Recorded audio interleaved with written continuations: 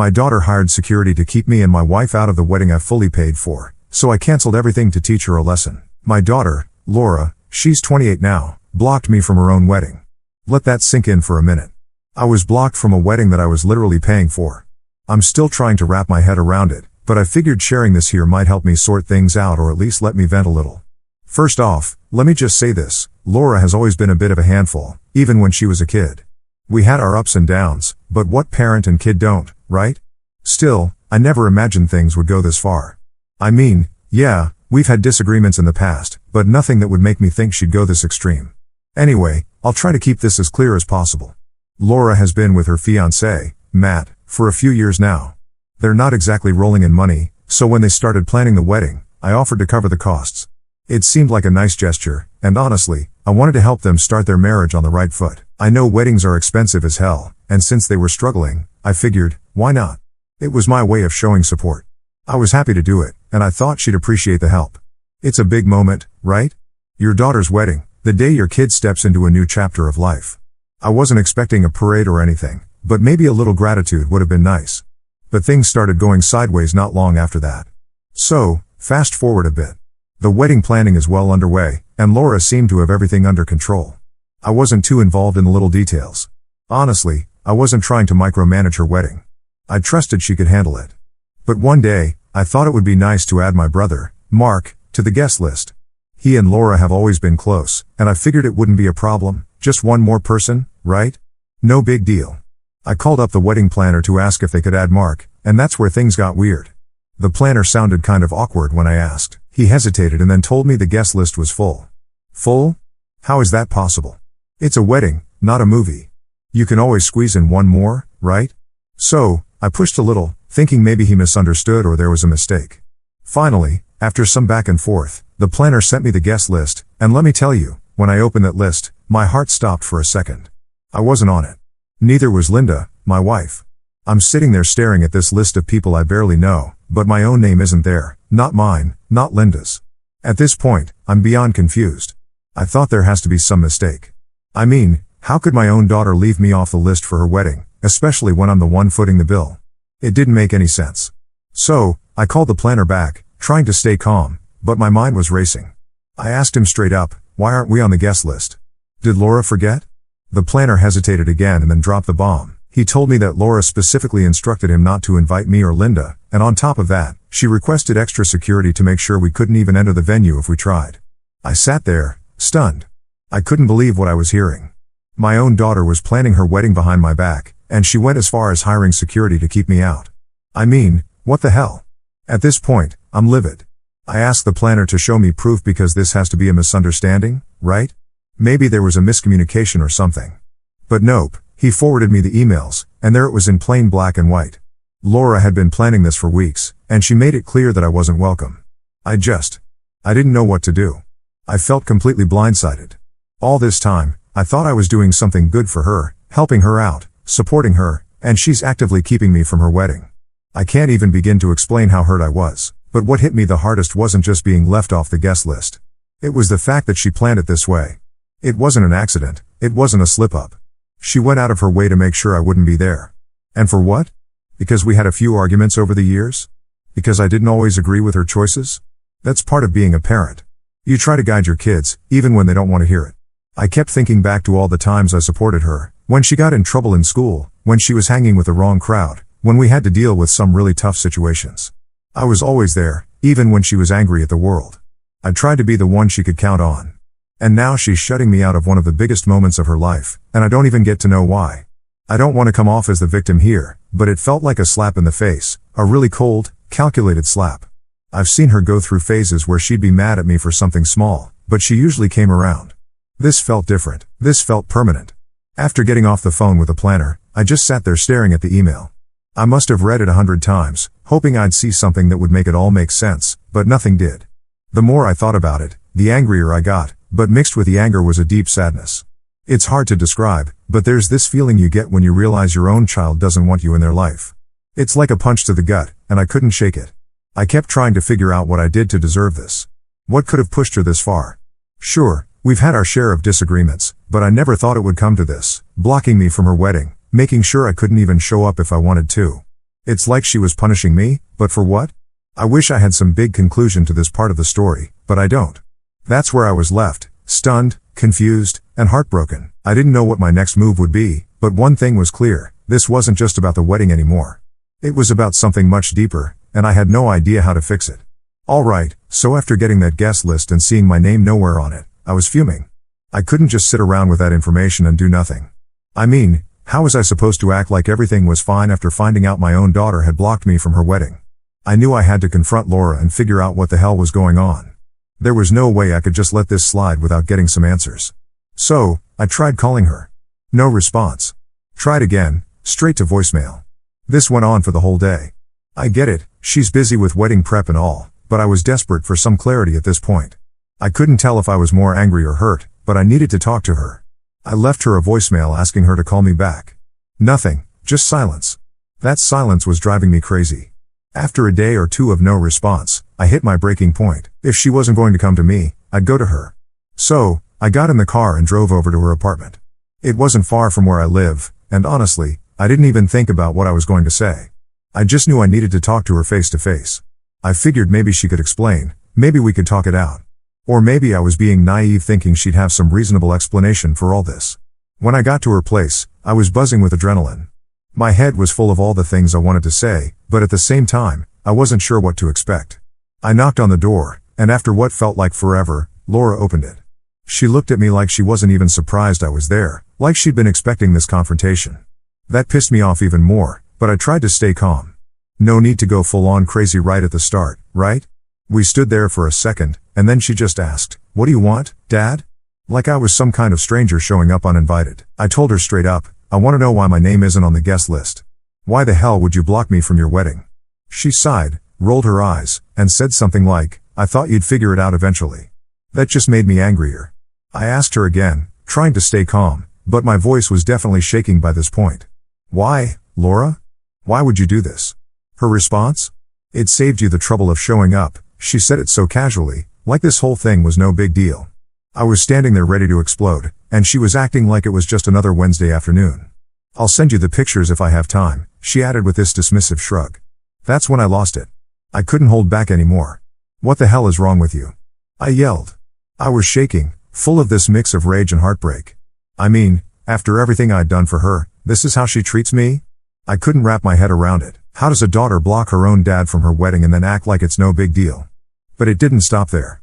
She had more to say, and none of it was good. She started listing out all these reasons for why I deserved to be left off the guest list. She said I never took her side, that I was always against her, that I'd flaunted Linda, my wife, her stepmom, in her face. She even brought up stuff from years ago, things I thought we'd moved past. She talked about times when she needed me to stand up for her and I didn't, like when she was fighting with her cousin or when she got into trouble at school. Now, I won't lie, there were times when I couldn't defend her. She wasn't always in the right, and I wasn't going to support her when she was clearly wrong. I tried to explain that to her, but she wasn't having it. She was convinced that I'd been against her for years, that I'd abandoned her, and that this whole wedding thing was just payback. She even brought up stuff from when she was younger, like the time we had to deal with her getting caught with pills. Yeah, she had her rough patches, but I was there for her. I supported her through all of that, even when it was hard. I didn't turn my back on her when she needed help. I tried to guide her, get her the help she needed, and make sure she stayed on track. But apparently, none of that mattered. In her mind, I had failed her in every way that counted. Standing there, listening to her unload all this anger, I realized how deep the resentment ran. It wasn't just about this wedding, it was years of built-up frustration that I didn't even know she was holding on to. And the way she was throwing it all at me now, like it was my fault she was so messed up, was just too much. At some point, I started tearing up. I didn't even mean to, it just happened. I asked her, practically begging, "What did I do that was so terrible, Laura? Why are you treating me like this?" I hoped, deep down, that maybe she'd show some sign of regret or empathy, that she'd soften even just a little. But no, she stayed cold. "You never had my back," she said. "You were always more concerned with your new life with Linda. You didn't care about me." That hit like a punch to the gut. I tried to explain to her that I always cared, that I loved her more than anything, but she was convinced I'd chosen my new family over her. I didn't know what to say. I was standing there in her apartment doorway, trying to figure out how we got to this point. She didn't want me at her wedding. She didn't want me in her life, apparently. And nothing I said was going to change that. It felt like we were speaking two different languages. Every time I tried to explain myself, she'd throw something else back at me, like she'd been keeping a list of all the ways I'd failed her over the years. Eventually, she told me I was just bringing negativity into her life and that I needed to leave. She said I wasn't welcome at the wedding or in her life if I couldn't accept that. I walked out of there completely defeated. I didn't know what else to do. My own daughter didn't want me at her wedding, and no matter how much I tried to understand why, it all came back to this resentment she'd been holding on to for years. I was lost, hurt, and honestly more confused than ever. After I left Laura's apartment that day, I was wrecked. I didn't know what to do or where to go from there. The whole confrontation felt like it went nowhere, and everything she said just kept playing over and over in my head. I tried to keep it together, but I felt completely blindsided by her level of anger toward me. I mean, I knew we weren't super close, but to find out she thought so little of me, that hit hard.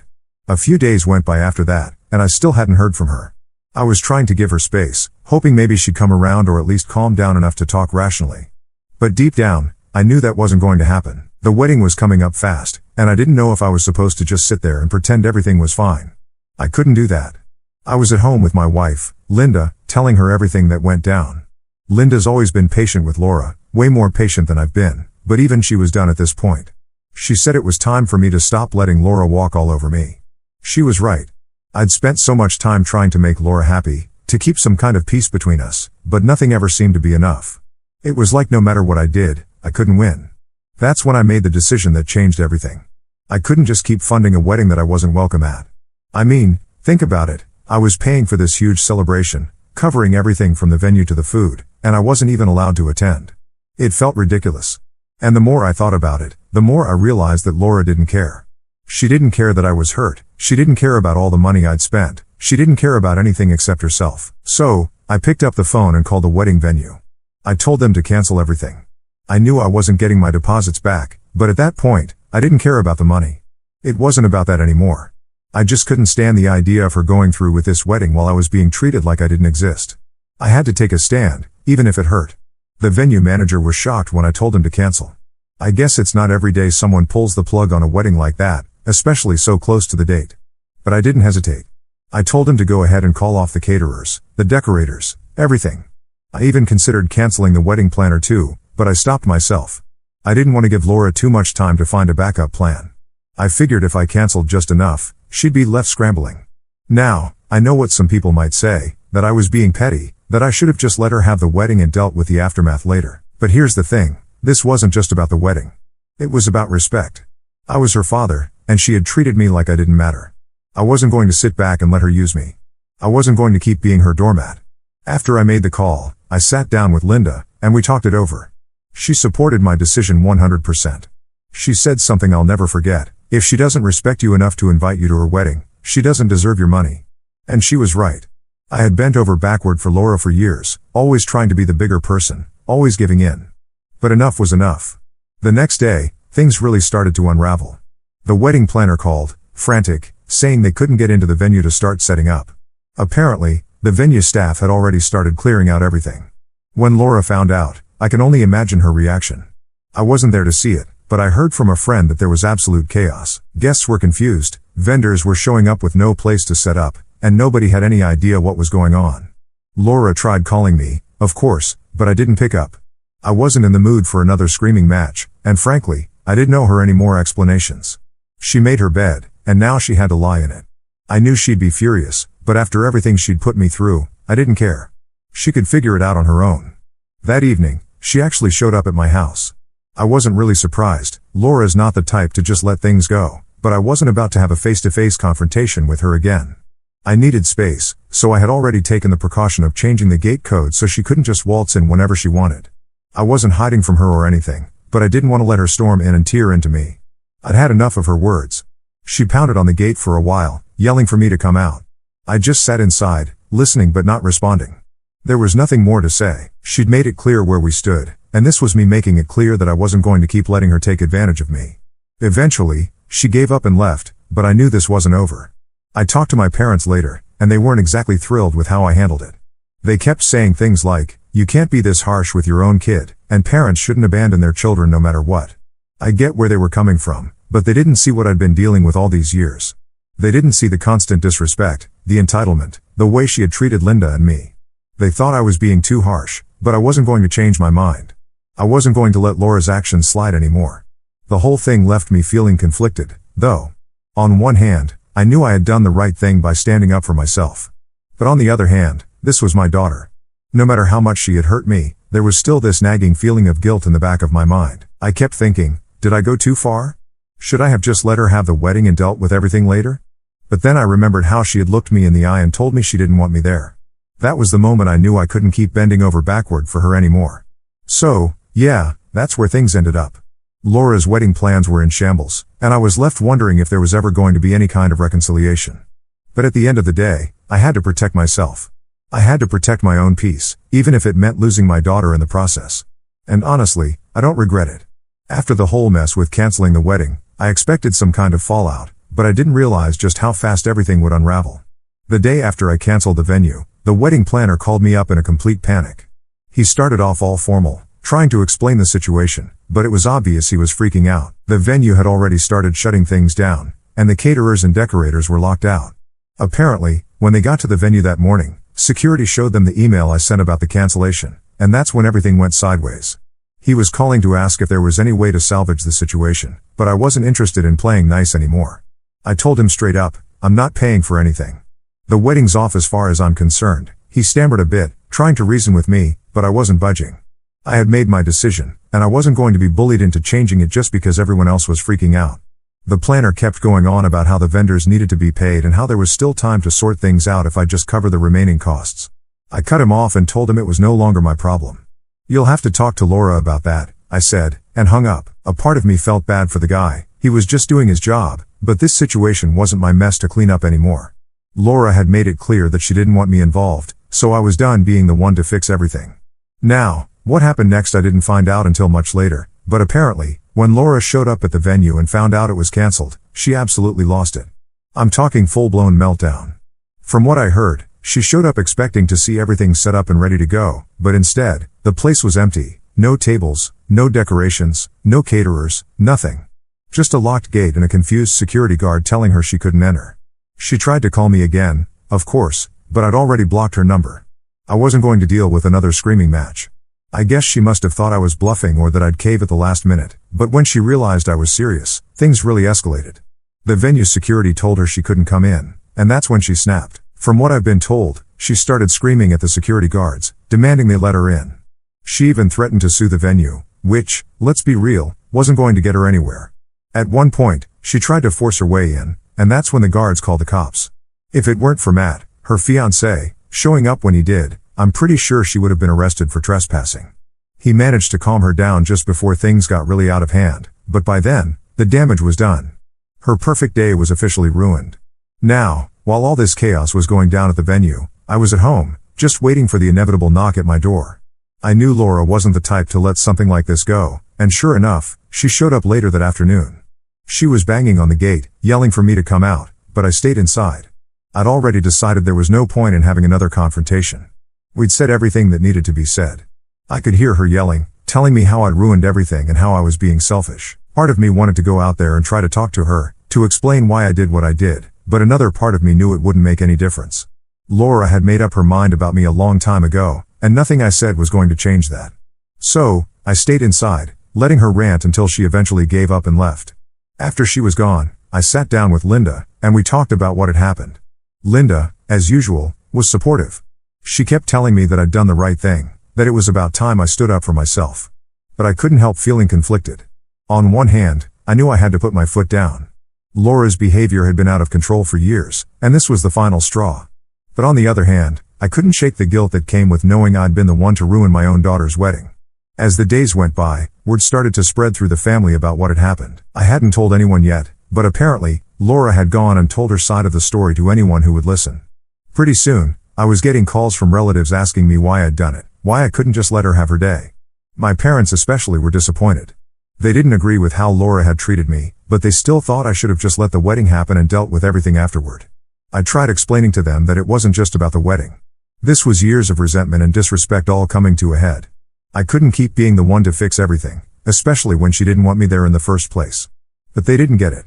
To them, it was just another case of a parent and child having a falling out, something that could be patched up with time. But to me, it felt like something way bigger. This wasn't just a temporary fight, it felt like a breaking point in our relationship, and I didn't know if there was any coming back from it. The rest of the week was quiet. Laura didn't try to contact me again, and I didn't reach out either. I was trying to give myself some space to process everything, but no matter what I did, the guilt kept creeping back in. I kept thinking, was I too harsh? Should I have just sucked it up and let the wedding happen? I talked to Linda about it again, and she reminded me of all the times Laura had walked all over me, all the times I'd given in just to keep the peace. She was right. I'd spent so many years bending over backward for Laura, trying to make her happy, and where had that gotten me? Shut out of her wedding, blocked from one of the most important moments of her life. At some point, enough is enough. That's what I kept telling myself anyway. But deep down, I couldn't shake the feeling that maybe, just maybe, I'd made a mistake. Not in standing up for myself, that part I was sure of, but in the way I went about it. Canceling the wedding like that without any warning. Maybe I could have handled it differently. Maybe if I tried one more time to talk to her, we could have avoided all this. But then I'd remember how she looked at me during that last confrontation, how cold and dismissive she was, and I knew there was no reasoning with her. This wasn't just a small argument, this was the result of years of pent-up anger and resentment, and it was clear she wasn't going to back down. So, yeah, that's how the wedding fell apart. It wasn't pretty, and it sure as hell wasn't easy, but at the end of the day, I had to stand my ground. And while I still felt guilty, I knew that I couldn't keep letting her walk all over me. The fallout was messy, but it was necessary. A week ago, I got a call from an unknown number. It was Laura's husband, Matt. It got tense. I thought some mishap had happened to her. He said that she was fine, but she wanted to meet me in person. It came as a surprise to me. I asked him the reason, but he said he would tell me when we met. He said he was in the city, and if I was free, we could meet up for dinner. I said okay. I secretly wished that it was a meeting to reconcile Laura and me. I thought she wanted to meet me but was ashamed to face me, so Matt was being the middleman. I went there with so much hope. After all, I'm a father, right? To my dismay, Matt was alone. I asked about Laura. He said he doesn't know.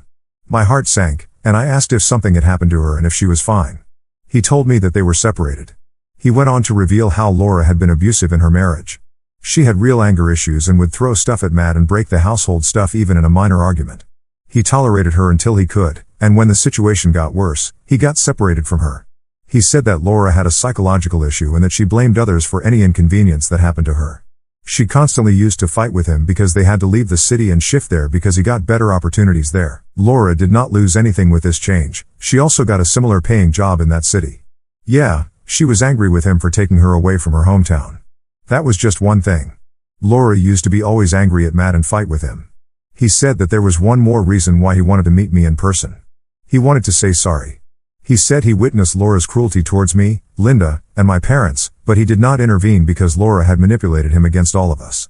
He said that he brought misery upon himself by overlooking all the red flags.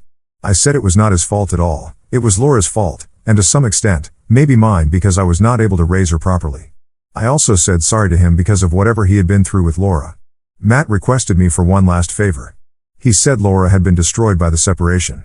She's begging him to take her back, but he has fallen out of love with her because of her abuse. Yet, he wishes well for her. He asked me if I could reach out to her and support her during the bad times. She literally had no friends because she lost everyone thanks to her temper. She has no real permanent friend in her life. He asked me to take her to therapy or something. I said I wish I could, but she wouldn't let me come near her. He understood my circumstances, and I understood his. We both wanted to help Laura if at all she would let us do so. After knowing that, I couldn't help but go to meet Laura. It turned out to be as expected. She dropped explosions on me and Linda, though I showed up alone. I didn't want Linda to witness Laura's wrath. I apologized to her to calm her down. I didn't think about right and wrong at that time. She was going through a rough time, and I wanted to help her out. I said she could curse me whatever she wanted, but she needed to see a therapist first. She didn't listen and dug up the past. She yelled that she hated Linda to the extent that she wanted to kill her. She said that she blocked us from her wedding because she was embarrassed to introduce Linda as her stepmom. She was ashamed of her and was ashamed of me for marrying her. She didn't listen to me and chased me out of the house. She blamed me for all of her miseries in life. I don't know if I was right or wrong, and honestly, I don't care. I want her to come out of this, but I don't know how to help her. Update, thanks for all the moral support. I was very disturbed while making the last update. The space really helped me release my nerves. Linda suggested that I take the help of Laura's best friend from school. Her family was her neighbors, so we knew each other quite well. She was now living in South Africa. I reached out to her on social media and told her about the situation. I requested her to contact Laura, and if she opened up to her, I was betting that she would because she was the only one with whom Laura never had a fight. She assured me that she would help me and convince Laura to go to therapy. And gladly, she did. Laura is going to therapy, and I'm guessing it is going well because a week ago, she met my parents and apologized to them for her misconduct. She confessed that her hatred grew so badly she was unable to control it, but she also said that she was never going to forgive me and still blames me for everything. I don't despise her anymore. I just wish her a good life, even if I'm not part of that. Thanks for all the support. I wish no father had to go through this when your child hates you to this level.